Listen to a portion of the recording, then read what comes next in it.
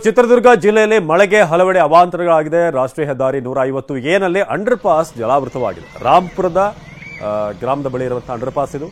Under pass ಜಲಾವೃತವಾಗಿರುವಂತಹ ಕಾರಣ ವಾಹನ ಸವಾರರು ಪರದಾಡ್ತಿದ್ದಾರೆ.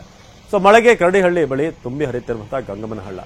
ಅಲ್ಲಿ ದೃಶ್ಯಗಳನ್ನು ನೋಡ್ತಾ ಇದ್ದಾರೆ. ನಾವು ಇತ್ತೀಚೆಗೆ TV9 ಮತಯಾತ್ರೆ ಸಂದರ್ಭದಲ್ಲೂ ಕೂಡ ದುರ್ಗಕ್ಕೆ ಹೋಗಿದ್ವಿ. ವಿಪರೀತವಾದಂತಹ ಸೆಕೆ ಇತ್ತು. ಆದರೆ ಈಗ ಮಳೆ ಬಂದಿರುವಂತಹ ಕಾರಣ ಈ ರೀತಿ ಪರಿಸ್ಥಿತಿ ಇದೆ. ಮಳೆ ಬಂದರೆ ಸಾಕು ಅನ್ನೋ ರೀತಿಯಾಗಿ ಜನ ಅಲ್ಲಿದ್ರು. ಆದ್ರೆ ಈಗ ನೀವು ಅಲ್ಲಿ ನೋಡ್ತಿರುವಂತಹ ರಸ್ತೆಗಳನ್ನ ಗಮನಿಸಬಹುದು.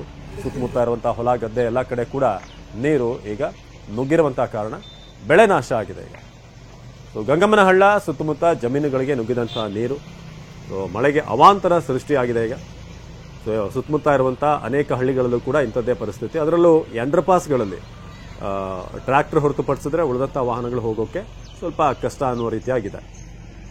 ಬಹಳ ಅಗತ್ಯ ಇದ್ದಂಥ ಮಳೆ ಈ ಭಾಗದಲ್ಲಿ ಮಳೆ ಬೇಕಾಗಿತ್ತು.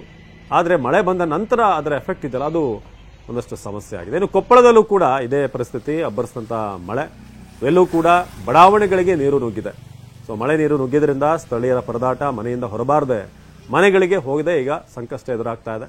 ಭಾಗ್ಯನಗರ ಪಟ್ಟಣ ಪಂಚಾಯತ್ ಅಧಿಕಾರಿಗಳ ನಿರ್ಲಕ್ಷ್ಯ ಅಂತ. ಅದರಲ್ಲಿ ಸೂಕ್ತ ವ್ಯವಸ್ಥೆ ಇಲ್ಲ, ನೀರು ಹೋಗೋದಕ್ಕೆ ವ್ಯವಸ್ಥೆಯನ್ನು ಮಾಡ್ತಾ ಇಲ್ಲ.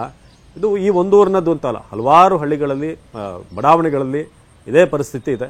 ಅಧಿಕಾರಿಗಳ ವಿರುದ್ಧ ಈಗ ಸಾರ್ವಜನಿಕರು ಆಕ್ರೋಶ ವ್ಯಕ್ತಪಡಿಸ್ತಾ ಇದ್ದಾರೆ. ಸೂಕ್ತ ಚರಂಡಿ ವ್ಯವಸ್ಥೆ ನಮಗೆ ಅಲ್ಲಿ ಇಲ್ಲ, ಎಲ್ಲ ನೀರು ಕೂಡ ರಸ್ತೆಯಲ್ಲೇ ಹೋಗ್ತಾ ಇದೆ ಅಂತ. ನೋಡಿ, ನೀರು ಹರಿಯೋದಕ್ಕೆ ಒಂದು ಚಾನಲ್ ಅನ್ನೋ ರೀತಿಯಾಗಿರಬೇಕು, ಒಂದು ದಾರಿ ಇರಬೇಕು. ಅದಿಲ್ಲದೆ ಹೋದರೆ ಸಹಜವಾಗಿ ಎಲ್ಲ ಕಡೆ ನೀರು ನಿಲ್ಲುತ್ತೆ.